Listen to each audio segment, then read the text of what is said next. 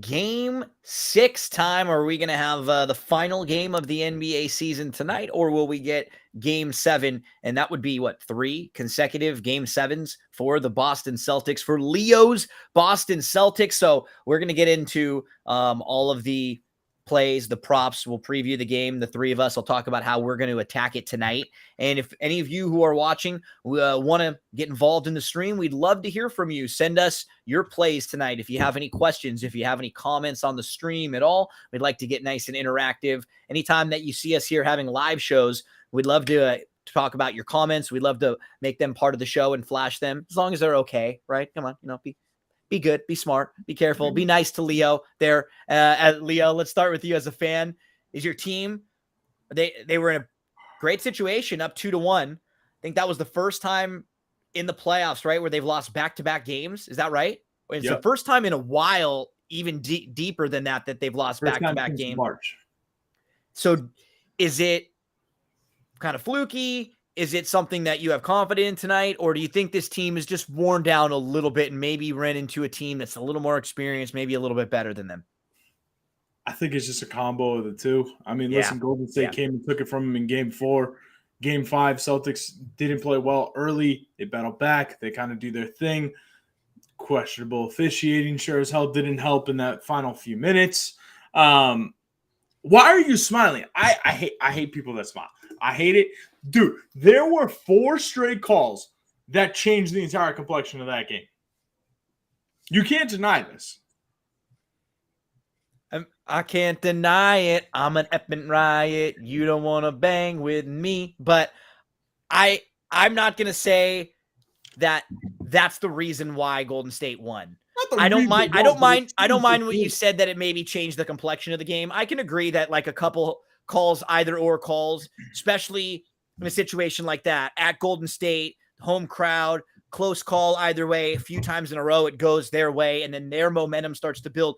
It's like, it's one of those things for Golden State where it's almost like when you're playing in a video game, it's like when you play an NBA Jam and you hit that third 3 and then you're just on fire. It's more than just the points or those couple buckets too, because when it changes and they're at home like that, those are like, they feel like they're 5 or 6 point three-point shots.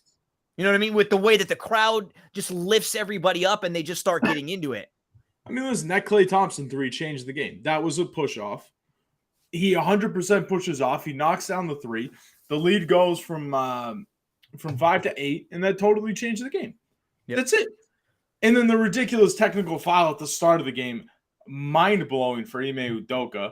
But we're not going to bitch about the refs too hard tonight. I'm going to save it. I'm really disappointed in the NBA, though. I have to tell you, I was really expecting Scott Foster. So my disappointment when I see Zach Zarba as the ref tonight, my heart sunk, and it took away all confidence I had in this game. Okay, Leo, we'll get back to you in a second. We'll get your plays in a minute. Let's start with you, Eric. How many plays do you have tonight?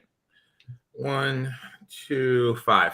Okay, give me 2 or 3 of your plays first. I'll give a couple. We'll go to Leo, and we'll move it all around and come back and finish up. Each give a few. First play, I am going to go with the Celtics minus 2.5 for the first half. You look at it, Celtics are 7-1 ATS in the playoffs following a loss. You look at the Warriors in elimination games on the road.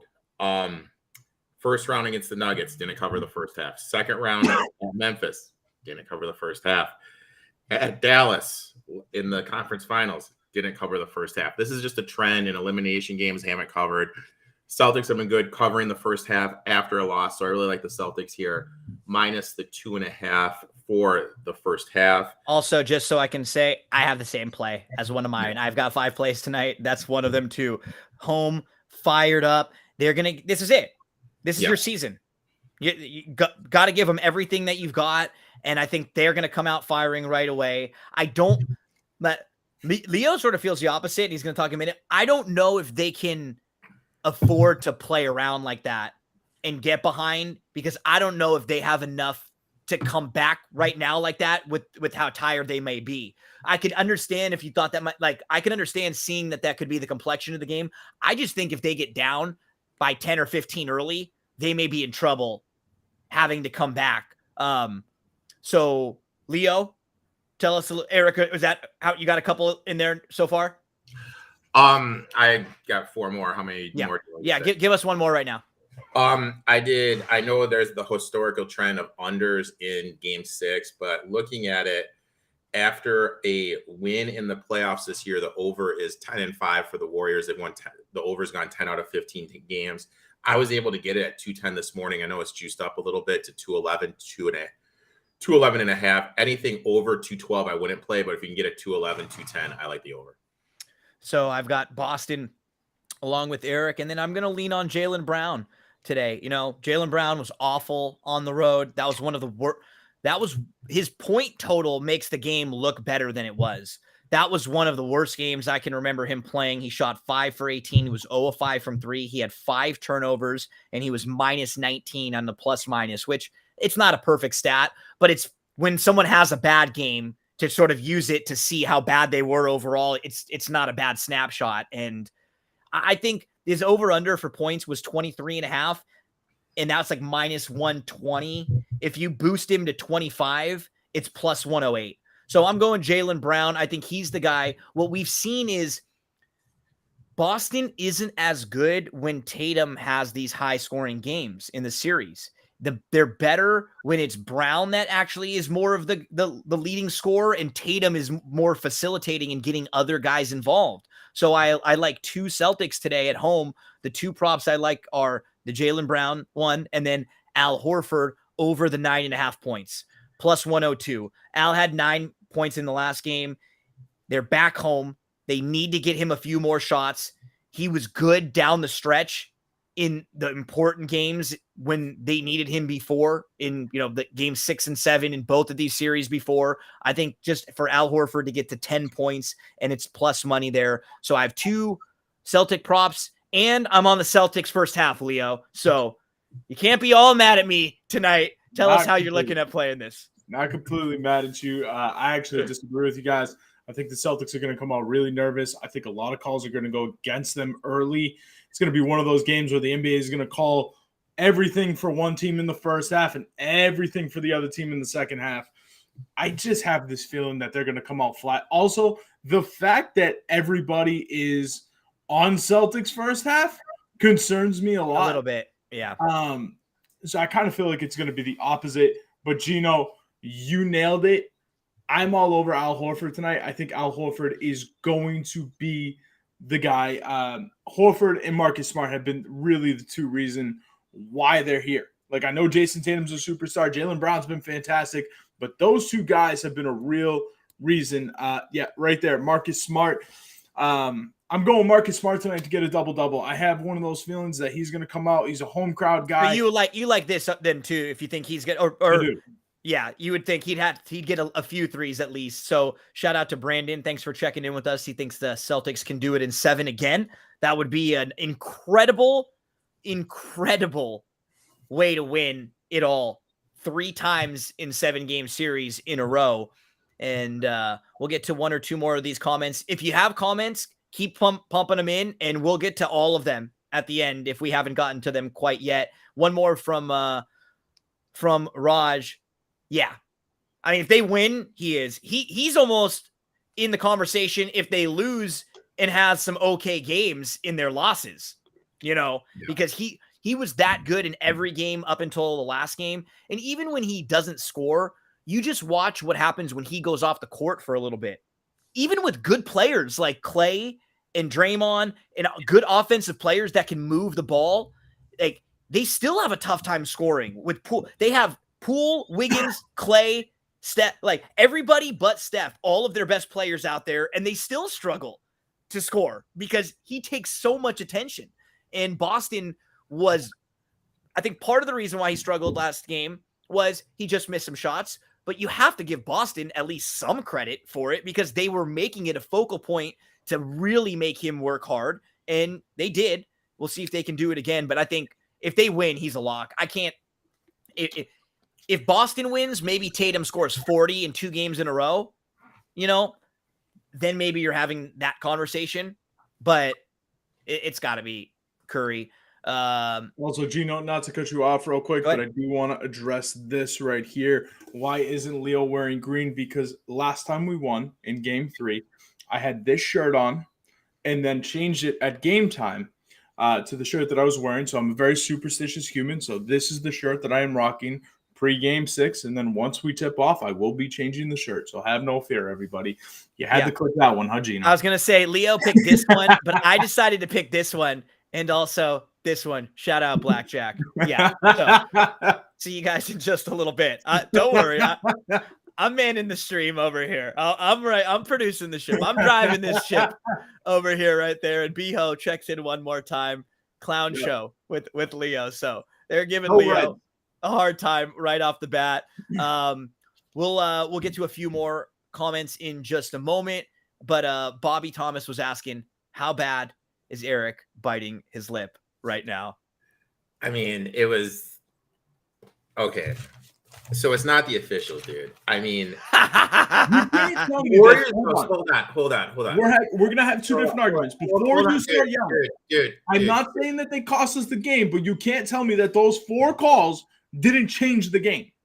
If Warriors shoot 9 for 40 from 3, Curry goes 7 from 22, 0 for 9 from 3.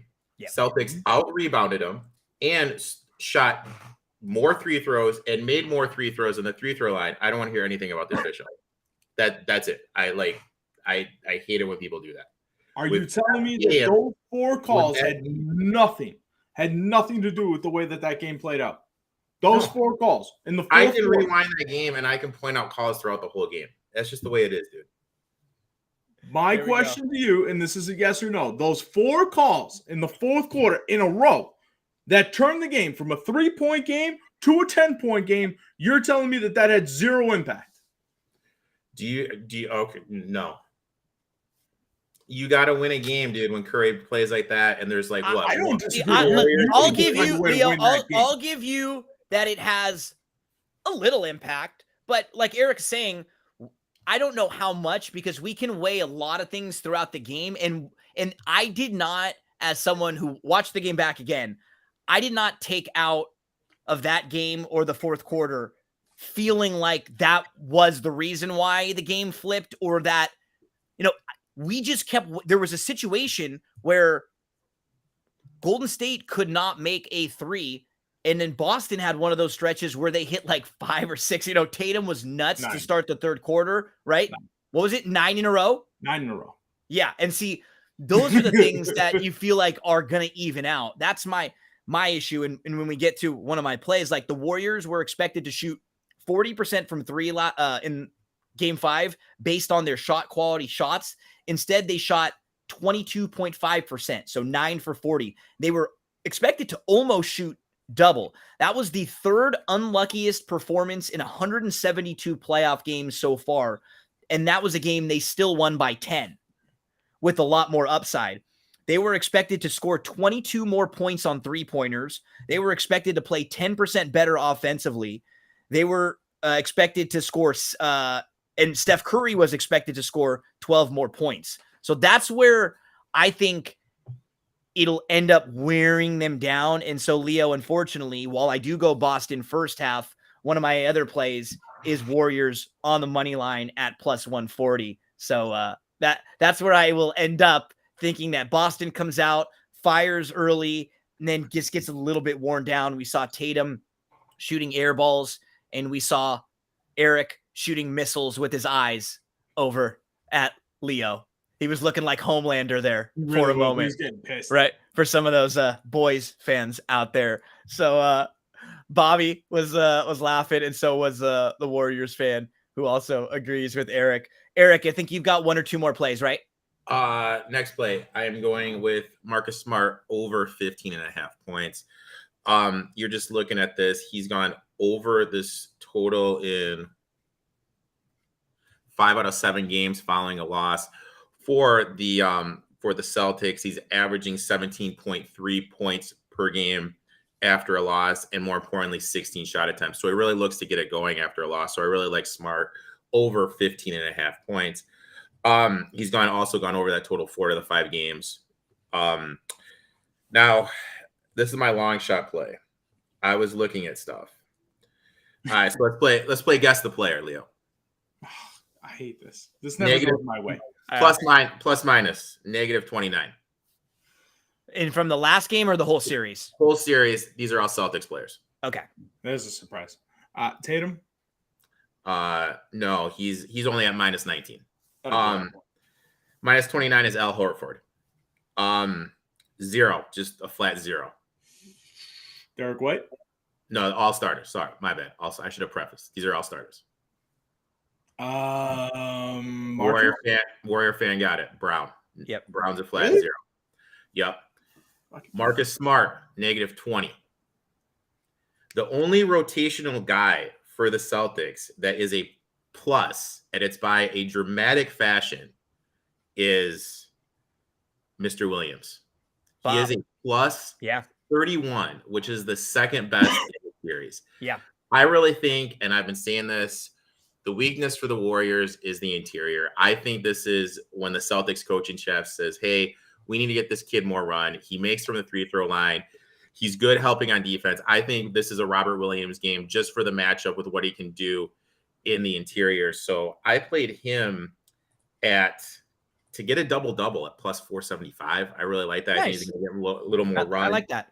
I also played him at This is it. I know he's you don't say somebody's hurt and you just go out but this is it, right? Yeah. You don't win today, there's not tomorrow. You're not saving the guy anymore. Like you've saved him. Any little bit that he's got left, it's for now. And we saw like Grant Williams, and this is what happens sometimes along the way when you're a championship team. You have to be deep enough to have multiple options for multiple series, right?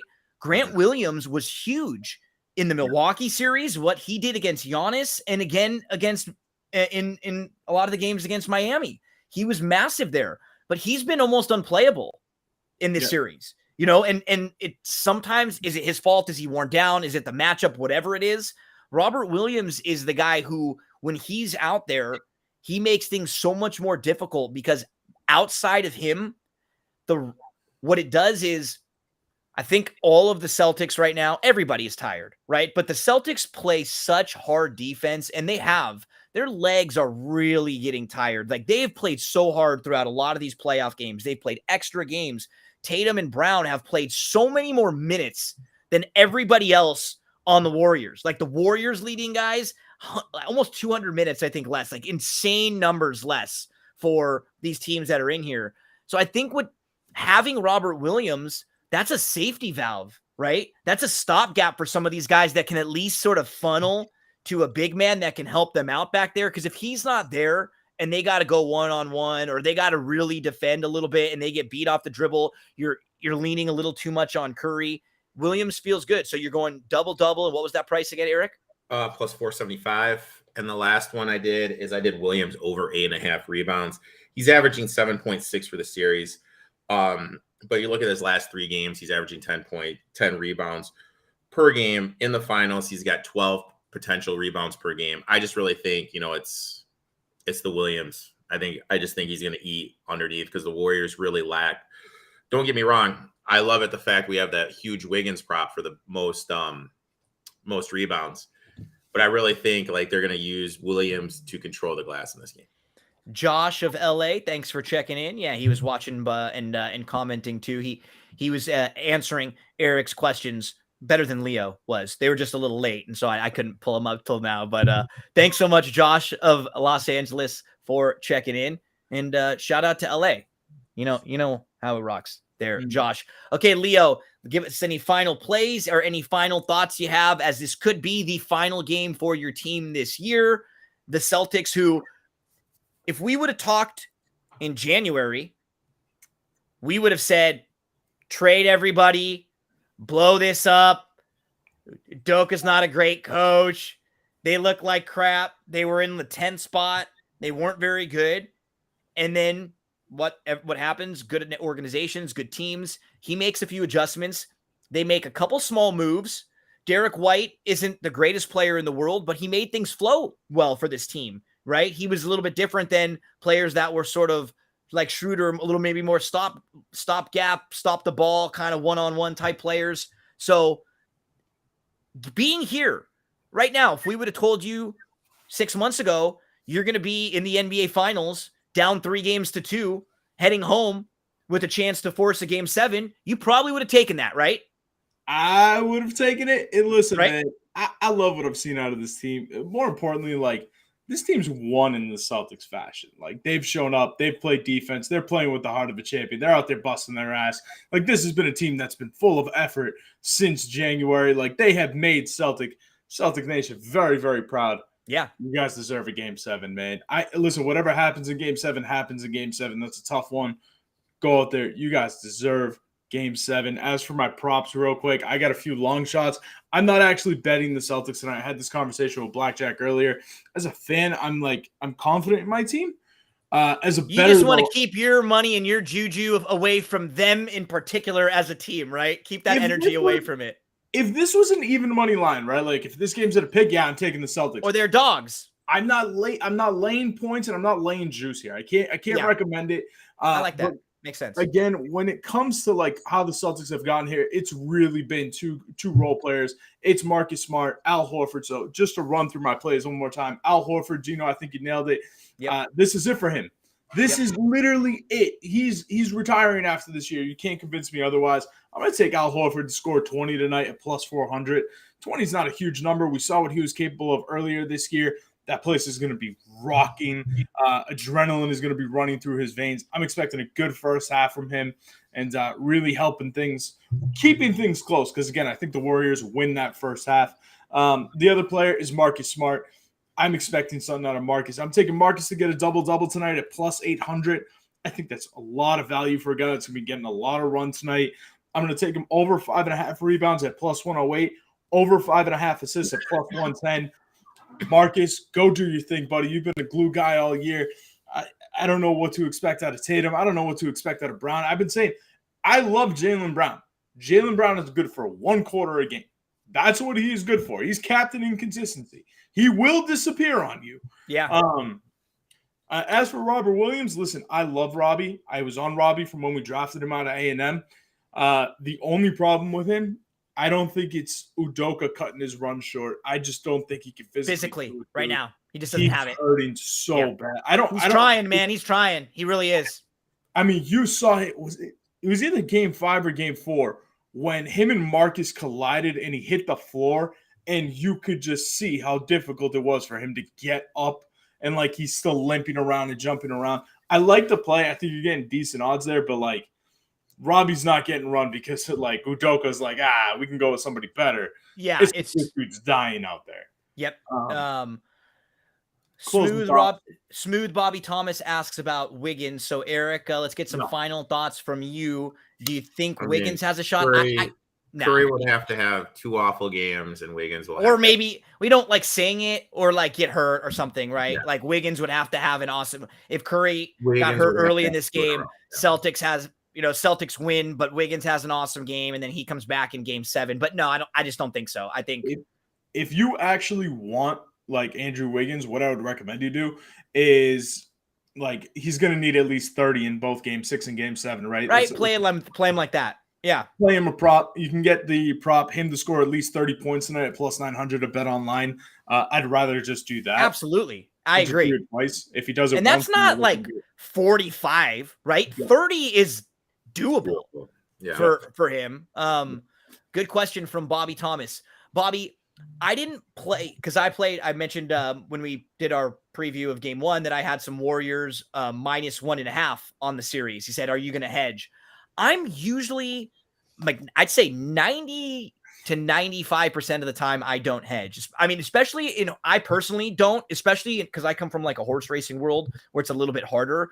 I would, if it's a big bet that I've made, like in a future that I've got a lot of money on, then I would probably hedge more. This one, I didn't have more than just like a normal like unit with a couple other things. So it wasn't big enough to where like I bet enough to where I'll let it ride and hope that I'm just on the right side of it. But that's a good question because that's something that I know a lot of really smart gamblers say different things about. And I know Eric has mentioned sometimes to get to the point where you can guarantee a profit and then you can hedge. And I can understand when people do that, especially with bigger amounts of money. For me, I think I play so often that like I know I'm always going to be looking for the value again, so I don't mind riding it out for the most part, unless it's something really big and I can definitely lock in a nice value. Leo, did you want to make a comment on that? Yeah, no, I love the hedging thing because I actually so I very rarely put in parlays. I don't like parlays, but I'm also very OCD when it comes to my account. Like I like a nice round number in my account.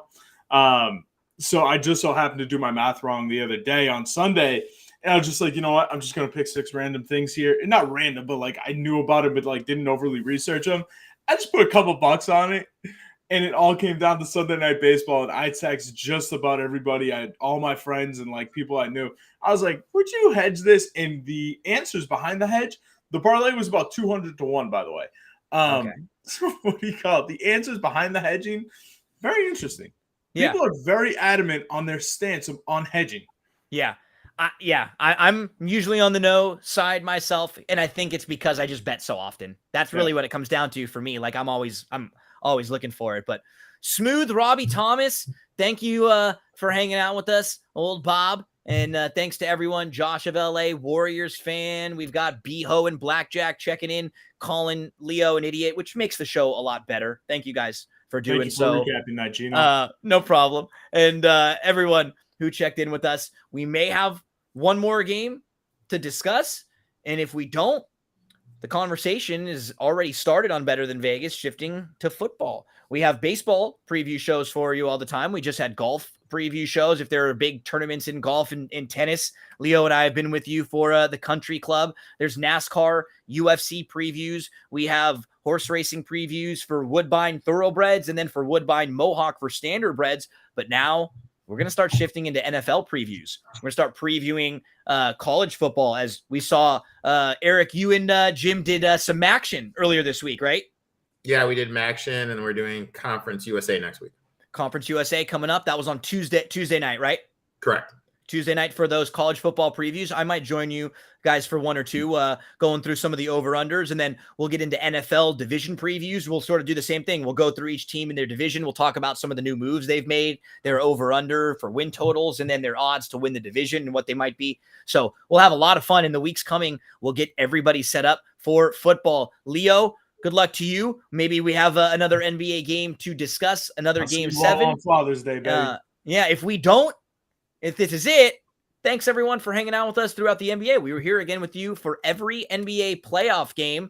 And big shout out to Kyle, who helped us out with a lot of them. Leo, I know, stepped in and hosted when I was gone, having some fun in Oklahoma last weekend. So thanks to Eric for being around for basically every one of the NBA shows too, all throughout the playoffs. We stepped up our game come playoff time for the NBA, and that's what we're doing over at Better Than Vegas. We are stepping up our game.